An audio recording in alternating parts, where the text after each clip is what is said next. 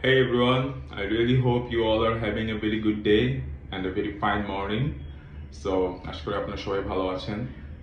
আম, আজকে আপনাদের সাথে যেই টপিকটা নিয়ে কথা বলতে চাই সেটা হচ্ছে যে ধরেন resume, CV, anything you want to tell.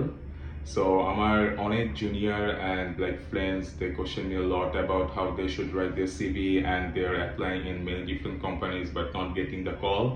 So yeah, I just wanted to talk with you about this specific topic, why you are not getting the call from the company. And even if your CV is very much good, your resume is very much perfect, but still not getting the call. So যেটা main কারণ সেটা হয়েছে যে বর্তমানে যে কোনো পোস্টের জন্য প্রচুর মানুষজন সিভি ড্রপ করে। সো এখন যেই কারণে আপনারা কলটা পাচ্ছেন না তার মেইন কারণ হচ্ছে যে ম্যাক্সিমাম কোম্পানি পক্ষে এত সিভি ধরেন এমনও হলে দেখছি আমি আমার কোম্পানিতে একটা পোস্টের জন্য প্রায় 1000-2000 সিভি ড্রপ হয়। সো এত 1000-2000 সিভি তো আসলে কোনো এইচআর এর পক্ষে পড়া সম্ভব না। তো তারা যেটা করে তাদের বিভিন্ন রকম আমি যেটা গেস করি and maybe this is the right guess যে তাদের বিভিন্ন রকম এআই মডেল থাকে, তো তারা সিভি গুলা হয়েছে যে সেই মডেলে দেয় এবং এবং সেখান থেকে তারা ওই মডেলটা কিছু স্পেসিফিক সিভি তাদেরকে ব্যাক করে। সো তারা শুধুমাত্র ওই সিভি গুলো নিয়ে কাজ করে। তো এই এআই মডেলটা আসলে কি করতেছে? So what the AI model is doing is for every job there are some specific things that the recruiter is wanting from you guys.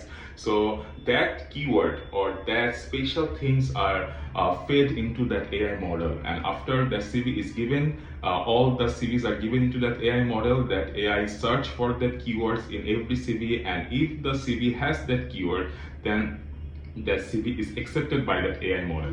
So এখান থেকে তাহলে কি বুঝতে পারতেছেন যে প্রথম যে ব্যাপারটা আপনাদের প্রতিটা জবের জন্য যদি আপনারা একটাই সিভি অ্যাপ্লাই করেন, একটাই সিভি জমা দেন, সেটা কখনোই কাজ করবে না। Because every job demands some special requirements and they always have some special things that they want from you guys. So আপনাকে যখনই আপনি কোনো কোম্পানিতে আপনার সিভিটা ড্রপ করবেন তার আগে আপনাকে ওই জবের জন্য যে জব ডেসক্রিপশনটা সেটা খুব ভালোভাবে পড়তে হবে এবং ওই জব ডেসক্রিপশনে অথবা ওই জব রেসপন্সিবিলিটিস আপনার থেকে যে জিনিসগুলো চাইছে সেইগুলো আপনার সিভিতে মাস্ট বি প্রেজেন্ট থাকতে হবে। খুবই সুন্দর একটা এক্সাম্পল দিই, ধরেন কোনো একটা সিভিতে দেখা আছে যে আপনার সেখানে 3+ এক্সপিরিয়েন্স থাকতে হবে কোনো একটা জব পোস্টে, ঠিক আছে, রিকোয়ারমেন্টসে লেখা আছে যে আপনার 3+ এক্সপিরিয়েন্স থাকতে হবে। এখন আপনি তো নিশ্চয়ই সিভিতে এরকম কোনো পয়েন্ট থাকে না যে যে হ্যাঁ আমার 3+ এক্সপিরিয়েন্স বা 4+ এক্সপিরিয়েন্স। আমরা যেটা মনে করি যে হ্যাঁ আমি তো আমার সিভিতে সব আমার কোন কবে থেকে কবে পর্যন্ত কোন অফিসে ছিলাম সেটা তো আমার দেওয়াই আছে। সো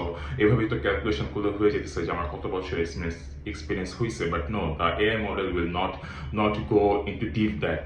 ওকে, সো আপনি যেটা করতে পারেন, ধরেন আপনার যে লাস্ট যে জবটা আছে সেই জবের মধ্যে আপনি লিখতে পারেন যে I am working here for 3+ years and I have done this such thing. So আপনি যখনই আপনার সিভিতে সেই 3+ ইয়ার্স ওয়ার্কটা উল্লেখ করছেন, ব্যাস দ্যাটস ইট, আপনার এআই মডেল আপনার সেই সিভিটাকে পারফেক্ট হিসেবে একসেপ্ট করে নিতেছে এবং সেটাকে সে রিক্রুটারের কাছে পাঠাইতেছে।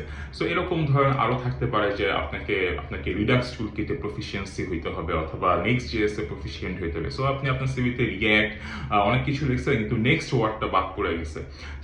সো তাহলে কি হলো, তাহলে কিন্তু সিভিটা আপনার তাহলে কিন্তু এআই মডেলটা আপনার সিভিটাকে আর একসেপ্ট করবে না। So that's the main point. So এই টোটাল কনভারসেশনটার ব্যাপারটা হচ্ছে যে আমি যেটা মনে করি যে আসলে বর্তমানে প্রতিটা জব পোস্ট অনেক কম্পিটিটিভ অ্যান্ড প্রতিটা জব পোস্টের এগেনস্টে অনেক রিজুমে জমা হয়। সো সকল রিজুমে এইচআরদের পক্ষে দেখা সম্ভব না। সো তারা একটা এআই মডেল দিয়ে হয়তো সেটাকে পাস করায় যে এআই মডেলের ভিতরে এরকম কিওয়ার্ড থাকে। সো আপনাকে যে কোনো জবের জন্য অ্যাপ্লাই করার আগে সবার আগে কি করতে হবে, ওইটার জব ডিসক্রিপশনটা খুব ভালোভাবে পড়তে হবে এবং সেই জব ডিসক্রিপশনে যেই কিওয়ার্ডগুলো চাইছে ওইগুলো আপনাকে মাস্ট বি আপনার রিজুমেতে ইনক্লুড করতে হবে। So yeah, really hope the best for you guys, those who are hunting the job. If you are not getting it till now, don't be depressed, just try working on, and yeah, it's all about time. আপনি সময় দেন, আপনি একটু time invest করেন, নিজেকে আরো skilful করেন, you are obviously getting your dream job. It's true, like everything is time, never be depressed. Okay, skill is such a thing that will never go in vain. Every skill you gain, every skill you attain, it will be really helpful to you in some days. Really, be sure about that. So yeah, go for it. Thank you all. আর কোনো topic জানতে চাইলে অবশ্যই আমাকে message করতে পারেন অথবা comment বক্সেও জানাতে পারেন। Thank you all.